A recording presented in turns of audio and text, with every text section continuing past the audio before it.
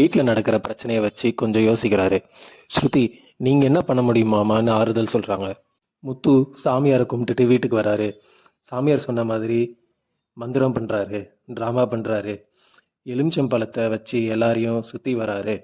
எலுமிச்சம்பழத்தை துணியிலேருந்து ஓப்பன் பண்ணுறாரு. பார்த்ததா சொல்கிறாரு. நகை மாற்றின ஆள் நம்ம ஏரியாவில் தான் இருக்கான், ஏன் வீட்டுக்குள்ளே கூட இருப்பான். வீட்டு பூஜை ரூமில் வைக்க சொல்கிறாரு. 24 மணி நேரத்தில் அவங்க வாய் இழுத்துக்கும்னு சொல்கிறாரு. ஸ்ருதி இது எப்படி நம்புறதுன்னு கேட்குறாங்க. மீனாவும் சூனியம் வைக்கிறவங்க இப்படி தான் பண்ணுவாங்கன்னு சொல்கிறாங்க. பூஜை ரூமில் வைக்க போகிறாரு.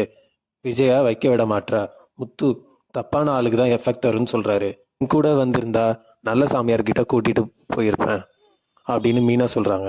முத்து சொல்கிறாரு, அவரும் பெரிய சாமியார் தான். அந்தா அப்புறம் சாமியார்லாம் ஒன்றும் இல்லை, பொறி வச்சே இருக்கேன். மனோஜ் ரொம்ப பயப்படுவான், அவனே உண்மையை சொல்லுவான். விஜயாவும் மனோஜும் ரூமில். மனோஜ் விஜயா வாய் கோணிக்கிச்சு. பேரும் உன் வாய் கோணிக்கிச்சின்னு சொல்கிறாங்க. ரோகிணி வராங்க. 2 பேருக்கும் எதுவும் ஆகலைன்னு சொல்கிறாங்க. மனோஜ் அந்த லெமனை பார்த்தா பயமாக இருக்கு. நீ சொல்கிறாங்க, அவன் ஏமாத்துறா, உங்கள் வாயில இருந்து உண்மையை சொல்லதா இப்படி பண்ணுறான். அவன் பொய் சொல்லியிருக்கான்னு நாளைக்கு தெரிஞ்சிடும். மனோஜ் பயப்படுறாரு.